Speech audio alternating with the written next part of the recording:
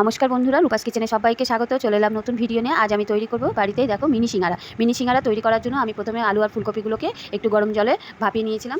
তারপরে একটা কড়াইতে কিছুটা বাদাম ভেজে নিয়েছি। এবার ওই কড়াইতে 5 ফোড়ন, শুকনো লঙ্কা ফোড়ন দিয়ে ফুলকপি আর আলুগুলোকে ভেজে নিচ্ছি লাল লাল করে।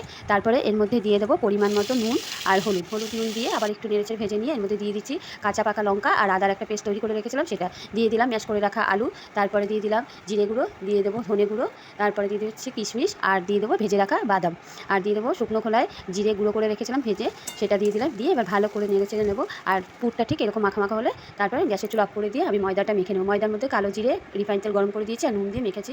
দেখো এই ডোটা তৈরি হয়ে গেছে। এবার ডোটা বেলার আগে আমি এভাবে একটু ভালো করে হাত দিয়ে মেখে নেবো। আবার তারপরে রুটির আকারে বেলে নেবো। দিয়ে দেখো আমি 4 ভাগ করে নিয়েছি, নিয়ে পুরগুলোর মধ্যে দিয়ে সিঙ্গারার আকারে বেলে নিয়েছি। দিয়ে গরম তেলের মধ্যে সিঙ্গারাগুলোকে নিয়ে এভাবে ভেজে তৈরি হয়ে গেল মিনি সিঙ্গারা। কেমন হচ্ছে বন্ধুরা? ভালো লাগলো অবশ্যই জানিও। আর সিঙ্গারাটা কতটা খাস্তা হয়েছে দেখো, তোমাদের দেখাচ্ছি। ভালো লাগলো অবশ্যই জানিও।